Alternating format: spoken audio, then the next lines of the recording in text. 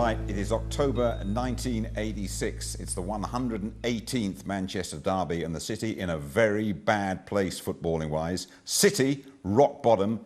United in the bottom four. How times change. Joined by Graham Hogg and Arthur Albiston, two men who were around very much at that time.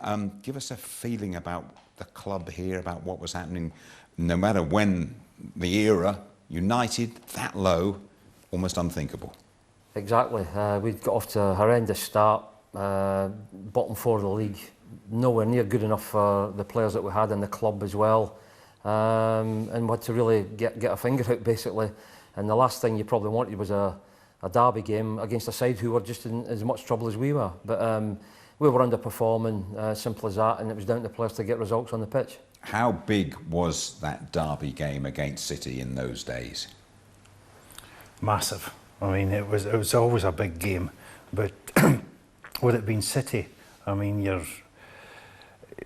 want to beat them, you know. So it always adds that little bit of spice, and that day was no different. We were going for the first whistle to go and win the game.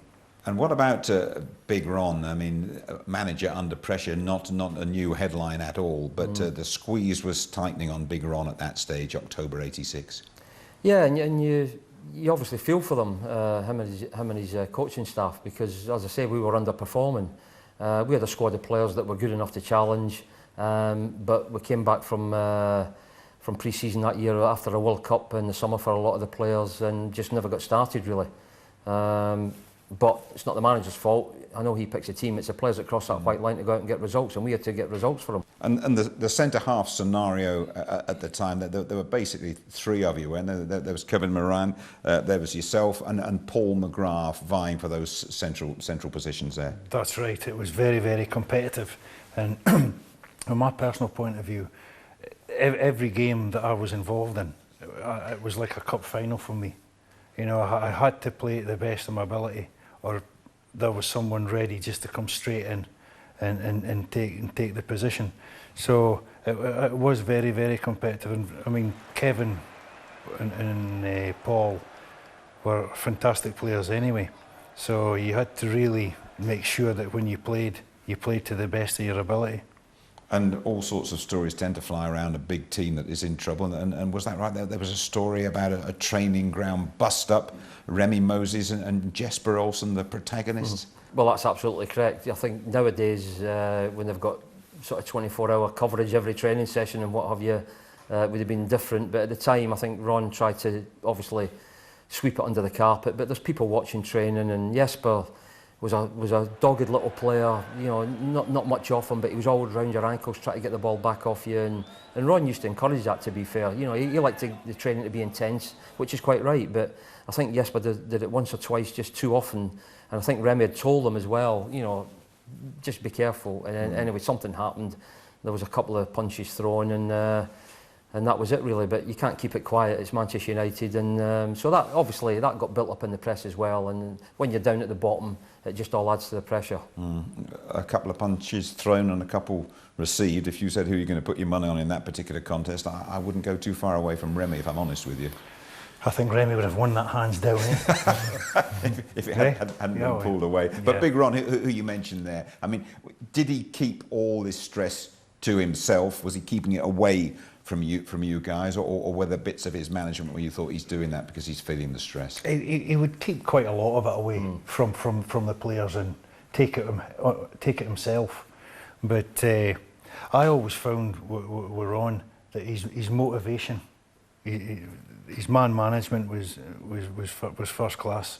You know, he would always, when I used to go and play, he would always have a wee word with you and make you feel right. You see who you're playing against today. You're better than them, and go and show me. And especially, I remember him saying to Paul McGrath that why let the ball go down the line, and as if you're going to play it back to the goalkeeper, and then at the side of your eye, you see the striker just edging as if he's just going to go past you. You know, he says you're bigger and stronger than him. He says get there quick, turn and start playing. Before we see the action, that there is a United player who's going to feature in the City lineup who was signed in the week leading up to the derby, John Gidman, who moved across the city and wore the blue against United's red. What are your memories of Giddy? Oh, Giddy was a great guy, wasn't he? Confident lad. Oh, he was some man. Really good player as well. You know, he could get forward. He defended well. He was a really competent player. And unusual to hear a Scouse accent in the Mancunian dressing room, you know. But he took all the stick with great banter and he could give it out as well. Okay, well, we will see John Gidman. We'll see him in action wearing the blue of Manchester City. Trust me, it is a full-blooded local derby coming your way on the Football League Files.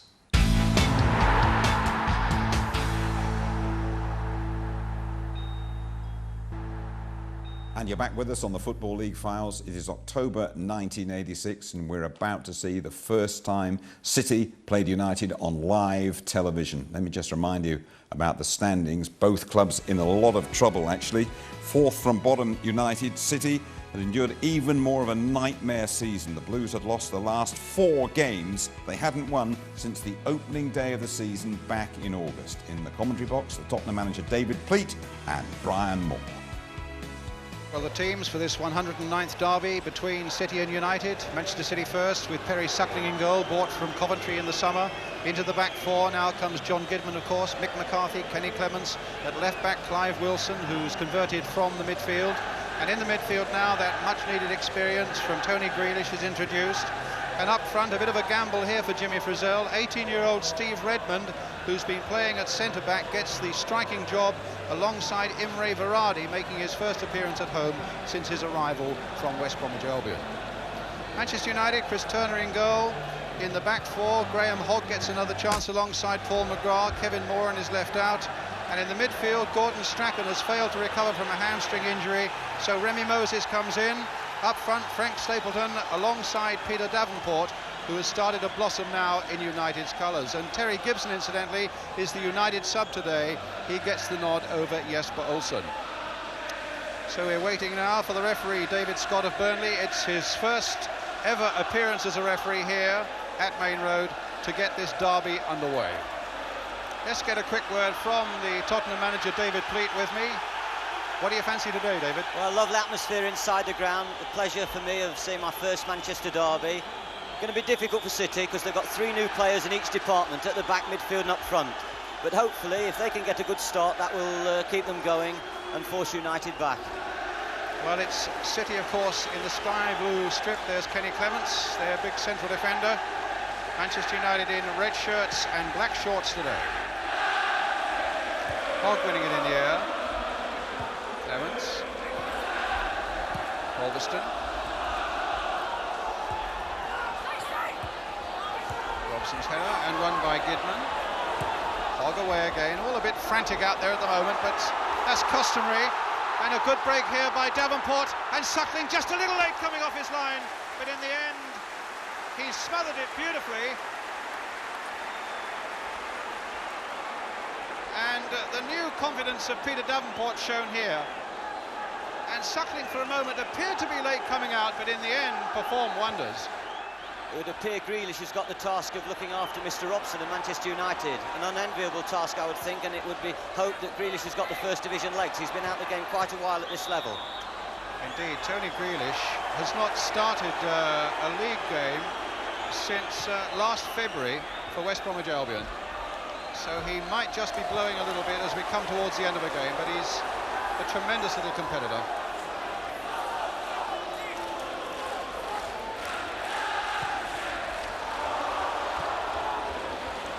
McNabb. Varadi. Good ball there for Simpson, and played first time.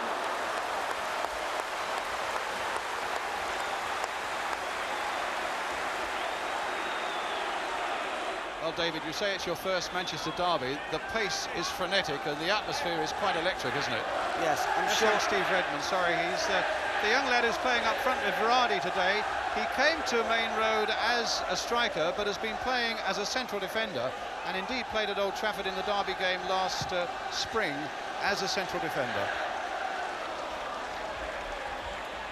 Davenport, white side, a good left foot cross there. And it was McCarthy who put it away for the corner. It's a delightful ball played in there by Whiteside. And Peter Barnes will take the corner for Manchester United. Suckling using his height and his fists well. Simpson now getting Verratti away, and Albiston in quickly. Well, he knows all about Manchester derbies. There's this young, not so young man, the 29-year-old Arthur Albiston now. 14 he's played.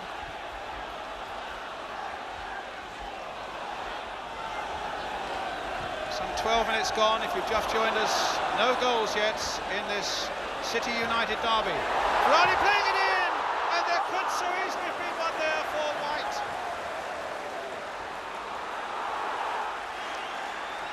Close call here, David Pleat. There is a clever ball in.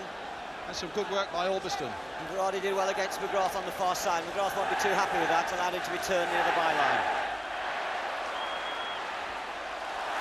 White, I don't think McCarthy will get that one. But Wilson got there before Moses. Robson again. Sieverbeck. Again a quick challenge that time from McNabb. Everybody's going in. This is a fantastic atmosphere as Verratti now takes it up for Manchester City. And the shot is just wide.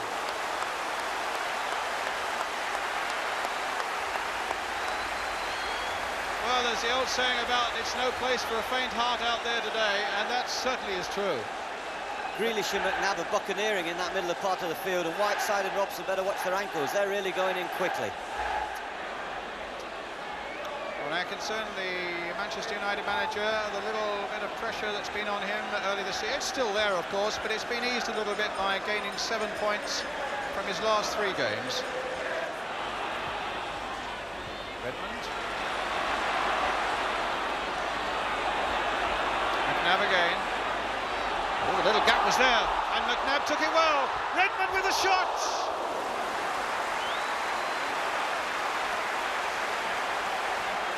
And Steve Redmond, the 18-year-old Liverpool lad, using his strength well to get in and get his shot in. He's a lad from Liverpool.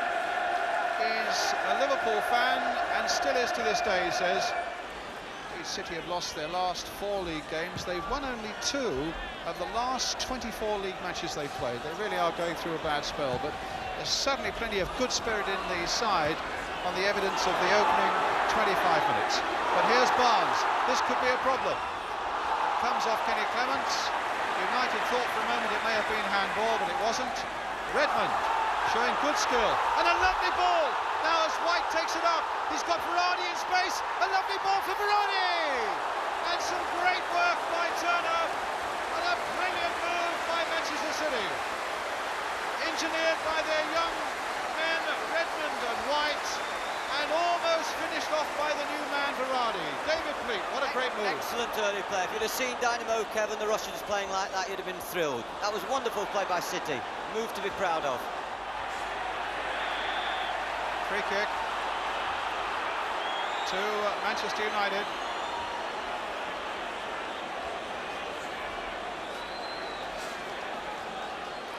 I think City have obviously spoken about putting early crosses in behind the United defence. They played several good quality crosses in quickly, which has given them problems. Well, McGrath now with the free kick for Manchester United.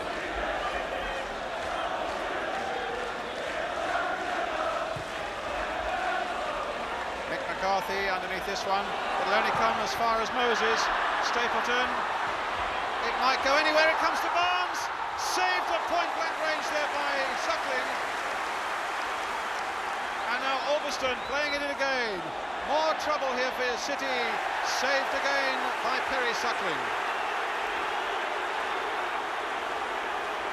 Free kick, in fact. Peter Barnes so close to getting a goal there against his old club, but some excellent work by Perry Suckling in the City goal. In fact, both goalkeepers today so far have been superb in their play.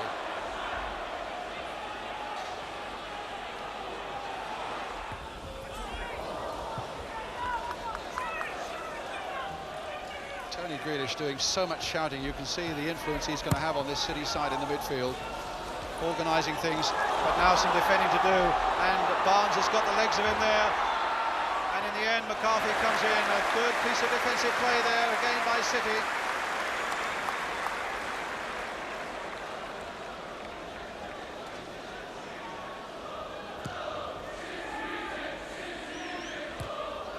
What's been pleasing about this half, Brian, is the two flank players, Simpson and White for Manchester City, haven't been pulled too deep. They've played as forwards, and it's really opened the game out, and it's stopped Albiston and Severbeck on the other side from getting forward and joining in attacks. Jimmy Frizzell was saying that points are more important to them than an attractive performance, he said, but in spite of that we should be having a go at Manchester United, and he's certainly been true to his word. There's Robson with a shot, and it's too high.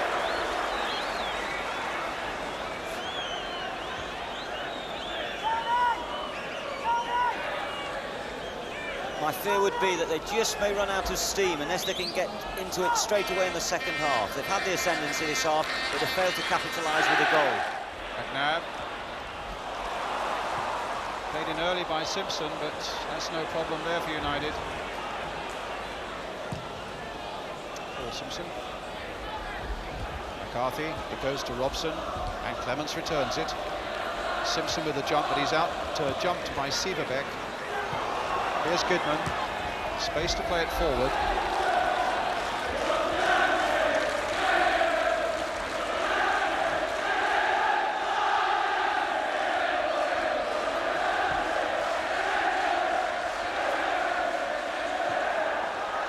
Wilson, all into the path of Brian Robson, and just wide of the City goal.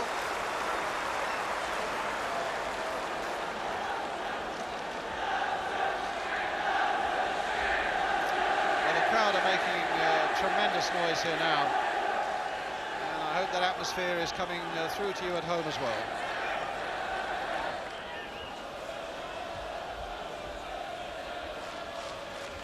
Wilson, delightful skills there by the young left back, and then McNabb taking it up until Whiteside gets in and stops the City attack, and the referee's whistle stops the first half action, which has been absolutely non-stop from the very first whistle. A lot of credit then to both these sides in this 109th Manchester derby.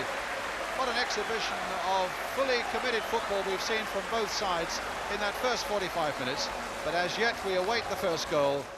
So Brian Moore, David Pleat and the nation enjoying a full-blooded derby at Maine Road. No goals so far, a lot of close things really, but frantic pace the game had been played at. That's what took the commentators by surprise. I think obviously the lead up to a derby match gets built up in the city, and well, the both teams were doing poor, underperforming, so you had to go out and try and get a result for the fans, and I think it showed some of the early tackles that went in there. Well, stick with this show, because at the end of it we are going to show you one or two of the tackles that flew in, not only in this half but in the second half as well, and it's quite a montage, I can assure you. Mostly half chances though in this first half. Peter Davenport had one, didn't he? And Suckling got out well. It took his time coming out, but a bit of a heavy touch at the end of it there from Peter. Peter probably joined the club maybe just at the wrong time, really.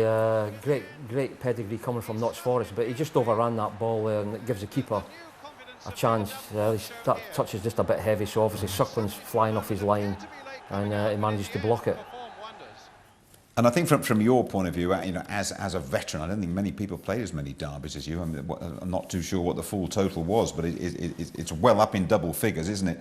Did you have a special mindset when you played in this derby? No, you can sense that the fans and everybody's sort of, it means so much to them, basically. I made my debut in a derby game here in a League Cup tie, the old League Cup in 1974, and I was just amazed by the noise. And here at Old Trafford, we've got 90% of the crowd at that time behind us. You know, City had about 6,000–7,000 fans, but you just feel as if you can't let these people down. We cannot let these people go home without us getting a result, because they're all going to be disappointed going to their work tomorrow. So you just felt as if you had to get a result, and it definitely comes through in matches like that. And just bearing in mind what you were saying at the start of the show, that you weren't 100% fit, and City had this David White, this thoroughbred. I mean, he could shift down there. You must have looked at him beforehand and thought, I'm going to have my hands full here if I'm not very careful. Yeah, and a teammate of mine from Scotland, under 15s, Neil McNabb, kept giving him the ball as well, and he was sort of laughing at me as he was passing it to him. But certainly, David White was only a young lad then, powerful, great physique on him as well, and he could run. So obviously, it was going to be a bit of a tussle with myself. We found one great interception from him, from Arthur. Great piece of defending. Graham, you just have a look at it. You've been dragged around a bit, but that's top defending. That's there. different class, eh? Right. Scooped it away. Saved me there, Arthur, didn't you? Well, it was just like he's getting in front of me there basically, and you're just trying to put him off, but I just managed to get my toe there before him. And behind you, Chris Turner keeping goal in this one. What are your memories of Chris Turner, the goalkeeper?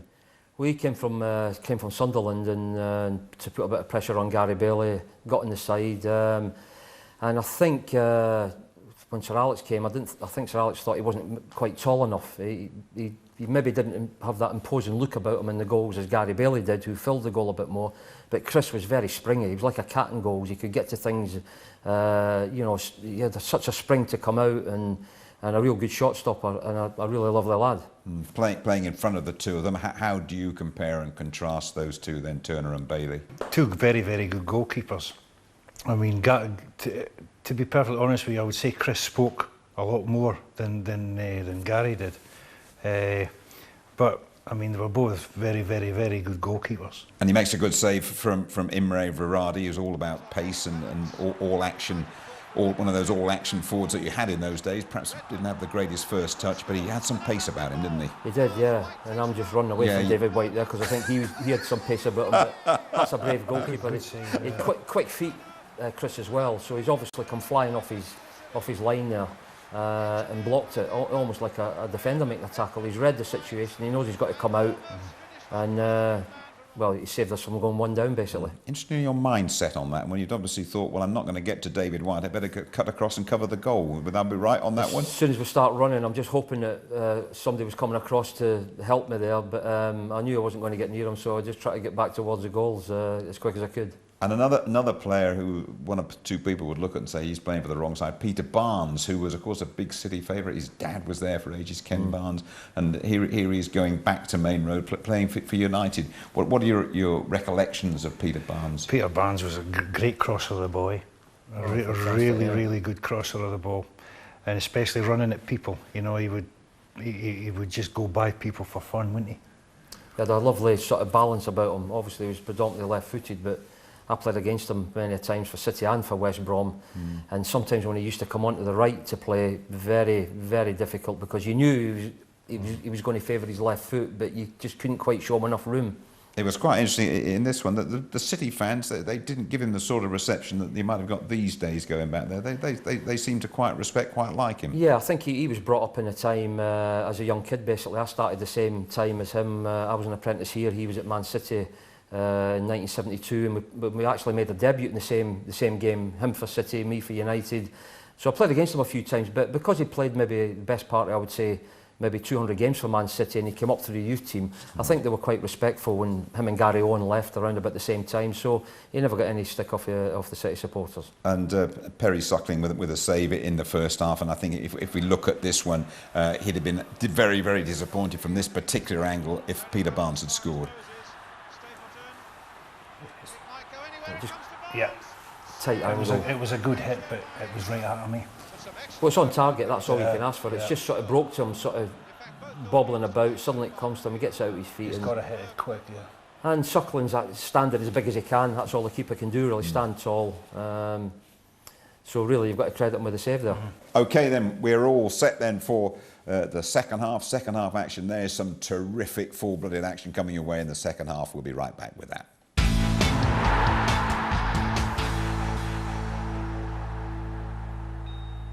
Young Clive Wilson that Jimmy Greaves was enthusing about at half-time. I have to say that I saw the man he's replaced here, Paul Power, at Goodison Park yesterday. Now that really was a full-back performance there in an enthralling game against Watford. But young Clive has done really well, considering also he had a really bad ankle injury that kept him out for a long spell a couple of seasons ago. But here United straight away coming into the reckoning as Kidman gets it back to Perry Suckling.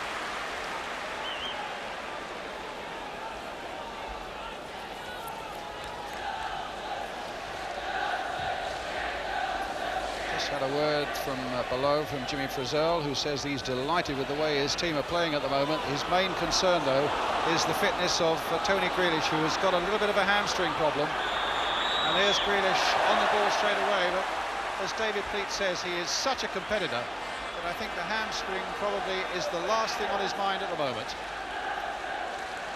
And he might keep his ambition tight if he's got a hamstring strain. He doesn't want to go on too much, he just wants to sit in the hole and keep supplying the other people with the passes. If he starts going on too far and playing 1-2s, he'll get caught out and won't have the pace to get back. Well, here are United then with a free kick.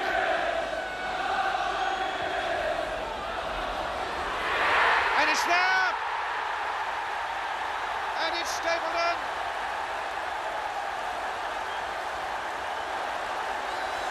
And United have made the breakthrough.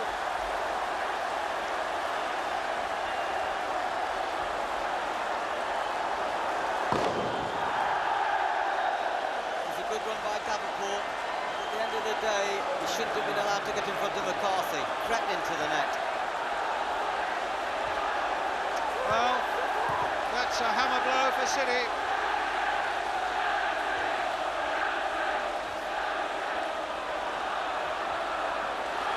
And now Albiston.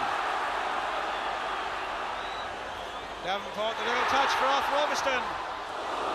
Knocked away that time by McCarthy, and City in a bit of trouble here.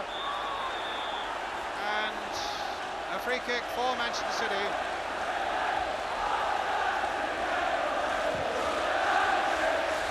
It'll be a massive test of character now for City. They'll soon find out who are the ones with the character. Well, much relief for the big man in the spectacles, Ron Atkinson, who has never lost a Manchester derby. 2 wins and 4 draws since he became manager of United. And now his side are 1-0 ahead, as Moses now finds Sieberbeck. And that'll be a goal kick.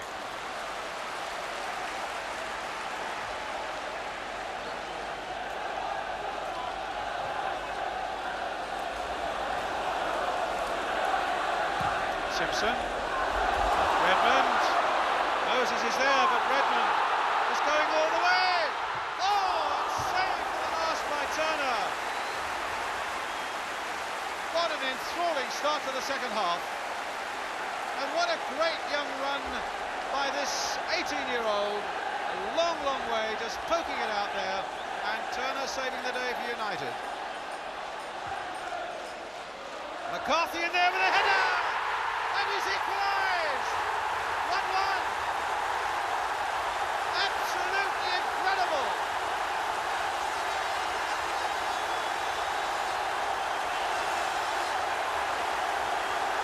His first goal of the season, and it brings City level again.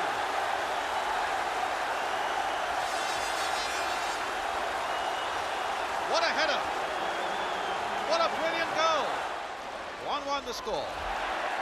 Now Davenport for United. And now it's Whiteside. Here's Peter Barnes. Wriggling free with Stapleton free on his right. Frank Stapleton.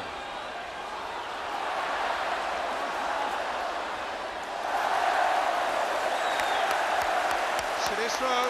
No foul on the United striker. McNabb. Plenty of blue shirts over there. Gidman.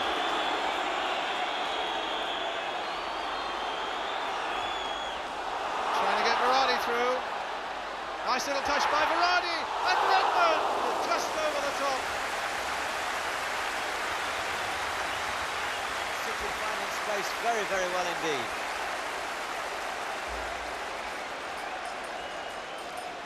And the lovely thing about Redmond is he's not frightened to miss. He keeps having a go at the goal and eventually he'll get one. McGrath didn't really get a firm touch on that one. Simpson. This will be Stapleton.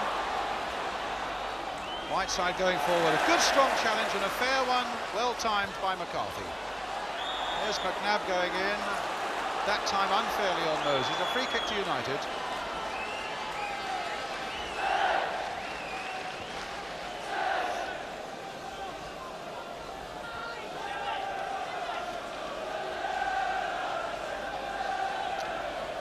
So it's Paul McGrath with a free kick for Manchester United. Towards Norman Whiteside. Barnes is in there. Can he get a shot in though? Moses can! Fractionally wide. After Peter Barnes had winkled his way across the edge of that penalty area. It fell quite invitingly for Moses as well.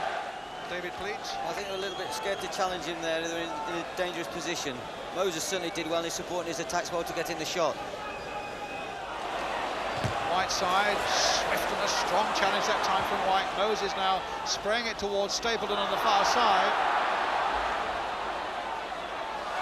And then he loses out to Goodman. That comes off Albiston, and it'll be a Manchester City throw. And Steve Redmond thought about taking one quickly. Instead of that is for Goodman.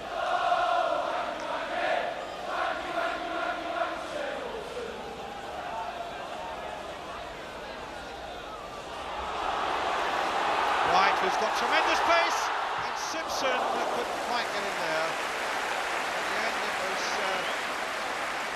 Sieverbeck who got it away.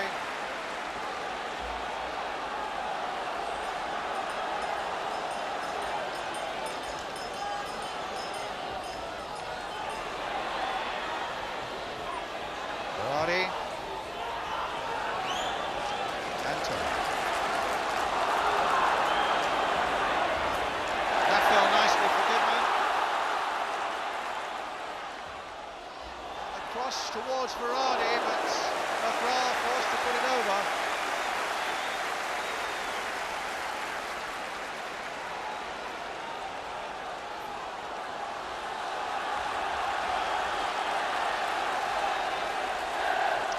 So now Simpson with the corner for City. And McCarthy there again. That time straight at Turner. One of City's problems has been goal scoring. Really, that's why they're bottom of the table, I suppose. They've scored only 8 in 11 league games. But they've offered quite a threat from time to time to that United defence today. It's been a non-stop effort, both sides, and the lovely thing is that they're both really going for the victory. Berardi trying to get White away.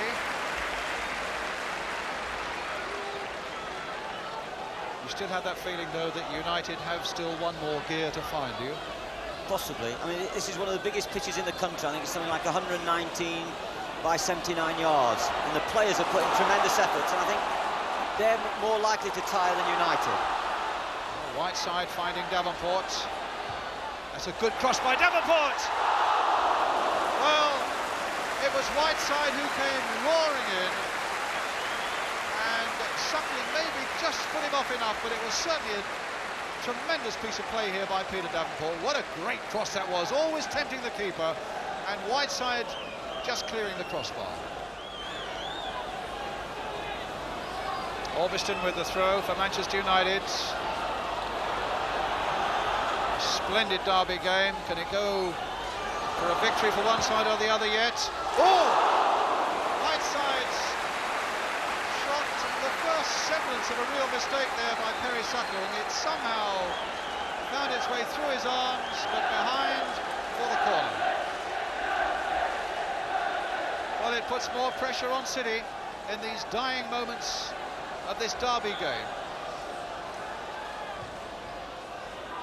McCarthy up there, powerfully, and away come the blue shirts on another breakaway. Simpson's leading the charge. White has gone forward as well, and what a shame that Simpson played that ball, because White had made a really good break just inside him. Oh, look at the space here now for Whiteside. Maybe it'll go the other way. As Davenport goes through and suckling out again. When will the excitement end? Obstruction there, Brian. Sorry? There was an obstruction on Davenport, but they got away with it. And probably deservedly. Two terrific counter-attacks. And this time, as Davenport came in, they tried to hold him back. What a brave and a good piece of positive goalkeeping. Right, Barnes now. Albiston. Kidman. Clements away.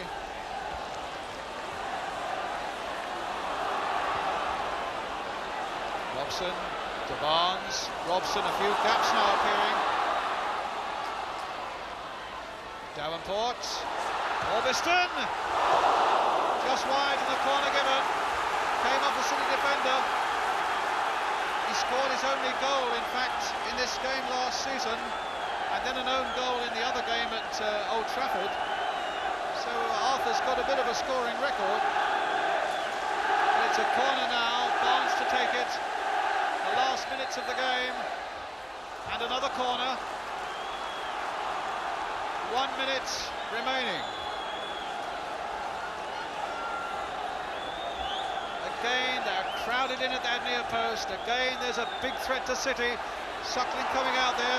Brightwell getting it away with a header. Robson charging in, but Simpson holding him off. Sieverbeck now for Manchester United. And Brightwell holding him off again. And then playing the ball forward, but there's nobody up. And Albiston will... Man of the match, David? All very difficult to say. There's been some very good performances. I think Jimmy Frizzell will take great encouragement by the youngsters' performances, Redmond and White. No, it fell just behind Varady. It was an interesting ball from White. And now Kidman. Can Manchester City yet snatch it at the very last?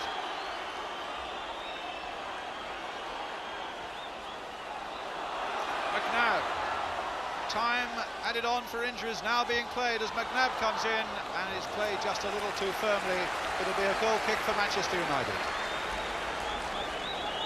I think the PFA are the winners, Brian. They've all done a credit to their profession today. It's been first class.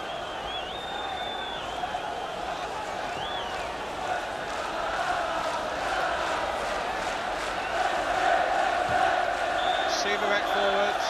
The final whistle. A splendid derby game, and credit to everybody on that field. And just look at the reception that they are getting from both sets of supporters. An absolutely superb game, some great goalkeeping, particularly from this man, Perry Suckling. And Manchester City, the bottom club, now go off the bottom.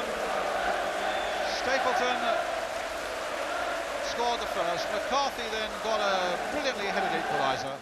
So one apiece at Maine Road. We all loved that one on live television. I seem to remember it moved City off the bottom of the table and United up to the heady heights of 19th. You know, Graham, in a local derby, I always feel, no matter who it is, that a draw is probably the best overall result.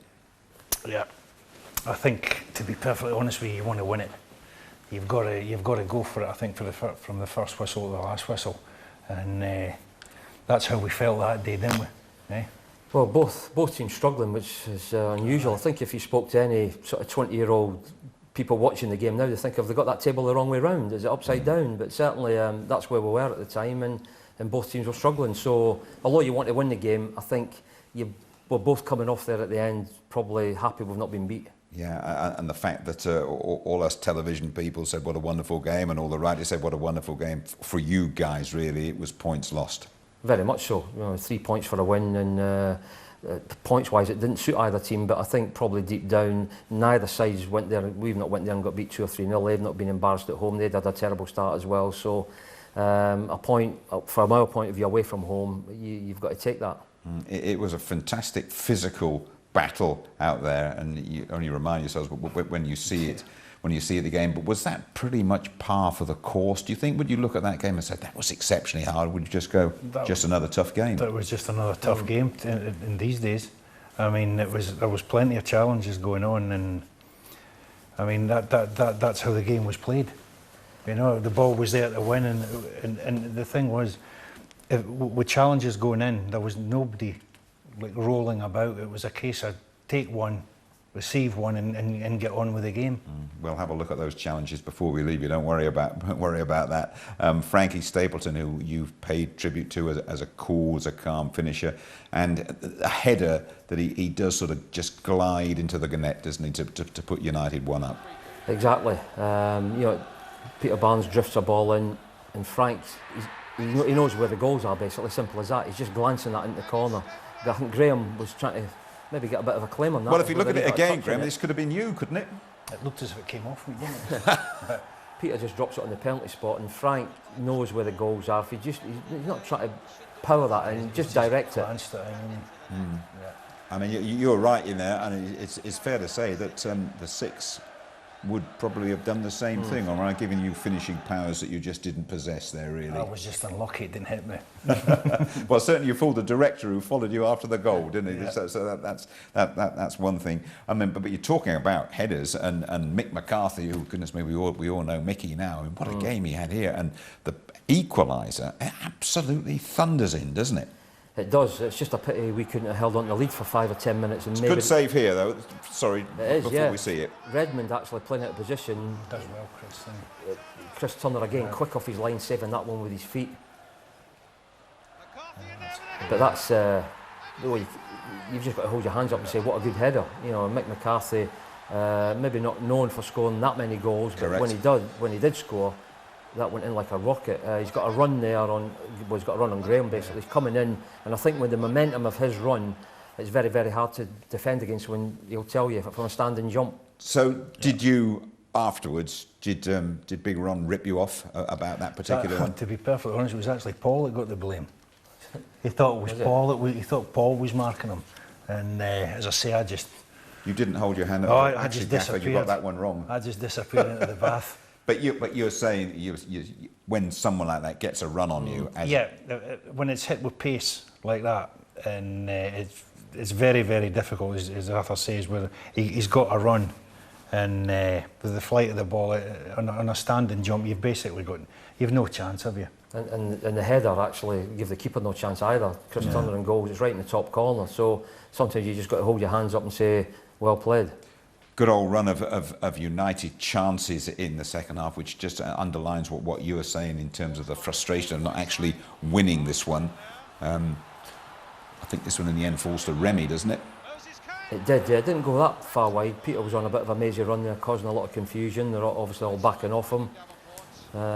Good ball in there from Peter Davenport. Good header from Norman, but just maybe too close to the goals. If he's further out, he might have scored.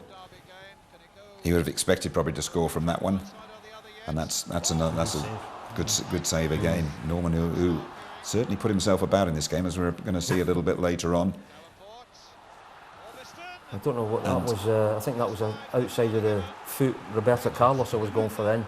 Didn't quite come off for us, but it shows you how dominant we were actually pushing on to try and get a winner when you've got obviously the fullbacks pushing on, trying to get involved in the play as well, so high up the pitch. And we mentioned the physical intensity of this game, and I just want you two guys to have a look at this sequence that we pulled together and just give us an indication what it's like to be part of it, what you were doing, what your emotions were when it was all going on, and with the sort of action that these days people would look at and shudder. That's normally going in slightly high. I felt that one, yeah. It was just part of the game then, wasn't it? That was it. It was so competitive, the game. And like everybody's wanting to win. Like Graham touched on before, Brian was a big inspiration in the middle of the park, and if you weren't committed for your team, you felt as if you were letting people down. But we had plenty of people like Remy there for one, Norman we've seen a few times, but he's been kicked there as well, so people just accepted it, got on with it. Maybe a little bit high there for Robbo. I think that's part of the game that's disappeared now. You know, that sort of commitment. You know, and I mean, as you see, do you regret its passing? You think it's a poorer game because of it? I think the game lacks it. You know, it's just the game's different.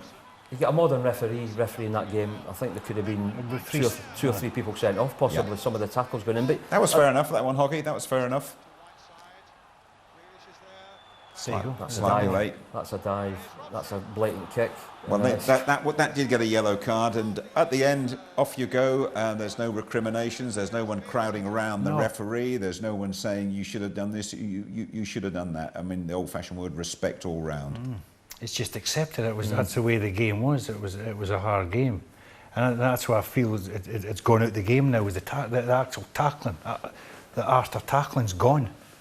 Because you make a tackle now, especially if it's from the back, you know, then Yeah. I would never do that. You know, I don't know what you think. And of course, it's there to win. Go and win it. we were in the last stages of Big Ron, weren't we? I think there was one more game. I think it was a home draw with Coventry City, and then Ron was gone. What both of your thoughts about before we talk about Sir Alex arriving, about Ron departing? What were your thoughts at that time? You felt for every manager I played under. You try to get a result, obviously, for the team, but you feel for the manager, especially if he's under a bit of pressure. I felt very much like that when Dave Sexton was a manager prior to that. But Ron, we knew we were under pressure. It's not Ron that scores the goals or makes the tackles. It's the players that do that.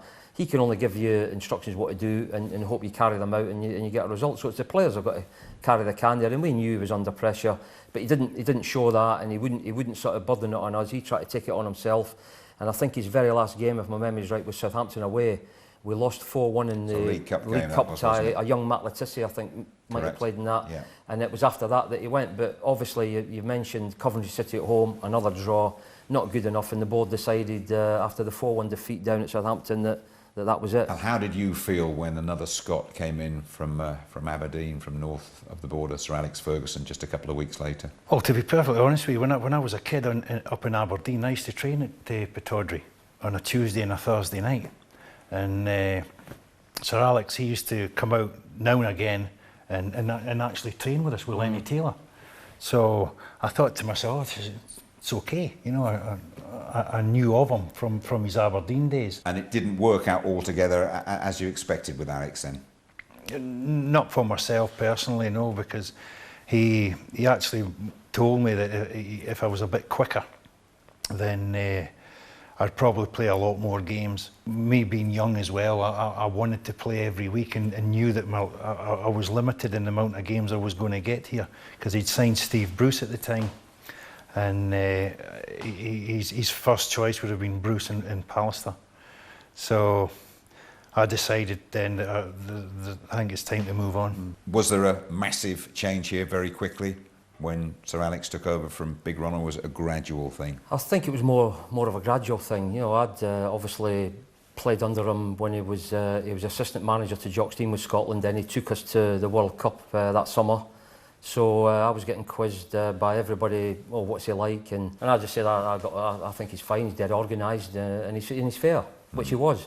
But for me personally, I had to have an operation, then couldn't get back in the side, and then got a few games the next season, and then got left out. So I'd been here quite a while up to then. I didn't want to just be part of the squad, I wanted to be playing. I felt as if I was good enough to play, so I only possibly started about 10 or 12 games under him, but certainly it took him a little bit of time. I think we finished 11th in this 10th, 11th in the season. You did, 11th, and then memory. Obviously a couple of years we won the cup when Lee Martin scored in 90, then the Cup Winners' Cup, then the league, and once you win the league title that they couldn't do when I was playing, once I got the first one, everybody got a lot of confidence, the crowd especially, and that was it. It just took off, and we just said to Graham before, look at where we used to play. It's totally different. Mm-hmm. And he played a huge part in that, building the stadium and creating what he's created. And just a final word on Big Ron, who won cups here but never actually won that title. Do you think if he had provided a title for Old Trafford that he might have hung around a lot longer? If we got a title, then obviously it's success, and there would probably be no need to replace him. But that's football. Guys, it was a great game. It was a great derby. A lot of things went on there that people would look at now and say, you can't play football like that. You too did. You did it very successfully. Many thanks for joining us on the Football League Files. Pleasure. Thank you. And that's it from another edition of the Football League Files on MUTV. We will all see you soon. Cheers.